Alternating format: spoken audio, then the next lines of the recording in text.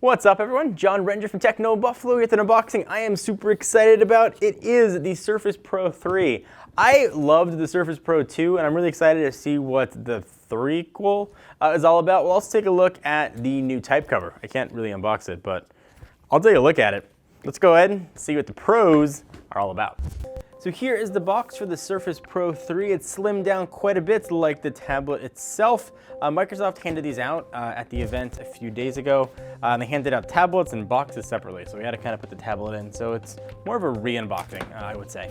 Goes ahead and slides right off, and there she is. I decided it's a she, and looks like it just powered itself on. Go ahead and get this out of the box. Here is the Microsoft Surface Pro 3. We'll get to all the specs in here, but let me just see what else is going to come in the box real quickly. We've got the new Surface Pen. Don't call it a stylus, because Microsoft will get mad at you. It does all kinds of new stuff. You can turn the thing on to double click it. It's got all kinds of new sensitivity. They got rid of some of the effects where it wouldn't match up one-to-one when you're moving it. So a lot of new things here with this pen. Push that out to the side, and Surface Pro 3 booklets and other stuff. I assume this is some warranty information, English and Spanish. This is where the charger is going to live. I also believe that they slimmed this down as well. I didn't talk much about it, but we'll see what it looks like. Still a brick though. God, come out of here. Cord. There we go. So there's that part of it. It still has a powered USB port. And also there is, as I clumsily open this up, there is that part of it. So it's slimmed down a little bit, still a brick, but a much smaller one. And it is also still magnetic, but now it slides in to connect. So that's the charging stuff. Not gonna spend too much time on that, and that's not why you're here.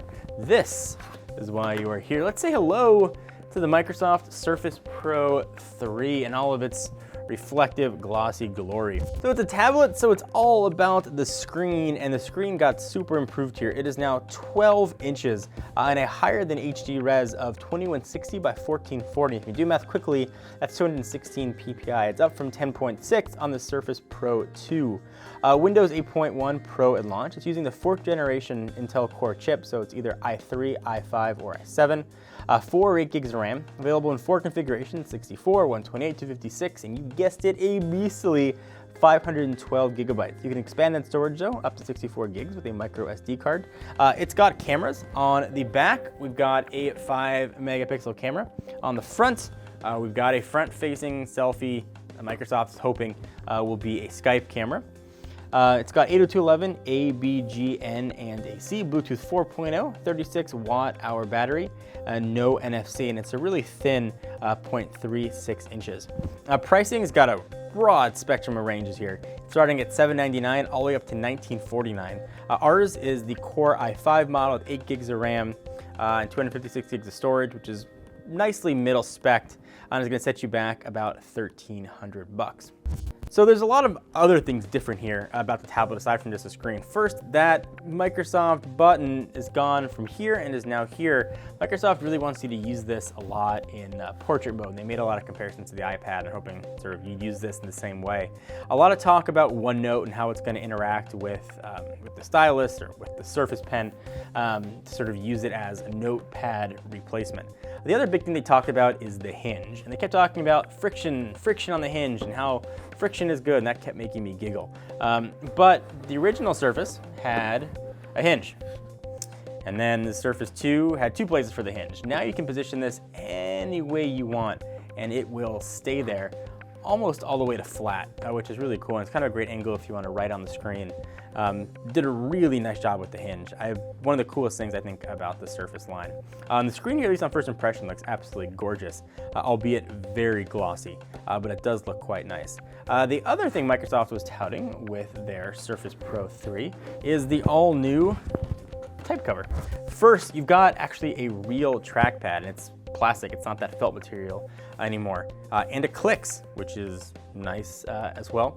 You've got a spot here now for your Surface Pen, so you're not going to lose that. And it goes ahead and clicks in the same way. They talked a lot about this fake word they made up called lappability. I used the Surface Pro on my lap at home quite a bit, and it was always sort of wobbly. But now there's a secondary hinge right here. As you go ahead and sort of lift that up, there's another magnetic strip, and it'll connect. And now you get an angle on the keyboard. You put this thing on your lap, it's gonna have much less flex to it and feel more natural, like an actual keyboard, as opposed to having some sort of weird peripheral accessory. And Microsoft is saying it's gonna be your tablet, it's gonna be your laptop, it can be your only computer, and it's got the power to back it up. For those of you guys that are wondering how it's gonna handle games, it is Intel's integrated graphics, so it's gonna be a little bit hard to do some really big 3D rendering, that kind of stuff, but it'll get you through whatever you need, at least on low settings, and can certainly handle video editing as well if that's what you want to do, although might want to wait a little while on the export. So for comparison, here is the Surface Pro 2 versus the now much larger Surface Pro 3. So just to remind you, 10.6 inches, 12.6 inches, and gorgeous higher than HD display. There's also a big thinness difference here. Surface Pro 3 is 0.36 inches, Surface Pro 2 is 0.53 inches. They claim that there is a fan here inside of the Surface Pro 3. They said it's really small, really quiet, so you don't even notice that there's a fan in there. So you should get at least a fanless type experience. So continuing sort of our tour around, on the left-hand side, that's where your volume up and down is going to live, 3.5mm headset jack. There's a little indent to pop out the hinge if you want to. On the right-hand side, you've got USB 3.0, mini display port, there's a speaker, and on the top, you've got your power and lock button. Go ahead and hit that and go back home. This has been a real quick first look and I guess first impressions of the Surface Pro 3, and I'm excited to use it and put it through its paces. I use, as I mentioned, my Surface Pro 2 quite a bit, so I'll put this one through the same things and see how it's better or not better. And I mentioned real quick before I go the differences in the type covers. Let me show you those real quickly. So here's the second iteration of the type cover. You probably can't even see the trackpad. It's sort of integrated into this bottom part and it was not very accurate. And here is the third iteration. You can see it's more defined, a different material. You had little indents here for buttons. They didn't actually click, you had to kind of tap it. Now, the whole thing actually clicks, similar to the trackpad on Apple laptops or the Magic Trackpad. The whole thing actually can be treated as a button, which can make clicking a lot easier for you. So anyway guys, just a real quick first look at the Surface Pro 3. We'll put it through its paces, do a full review. Anything you guys want to see in particular, be sure to let us know. Until next time, I'm John Rentsch from Techno Buffalo. See you guys next video. Bye-bye. Thank you guys for watching. If you like what you saw, please subscribe. You'll be the first ones to know when new videos come up. We have a ton of stuff. We do unboxings, we do hands-on, reviews, cars, and everything in between that has to do with consumer electronics. We'd love to have you stick around.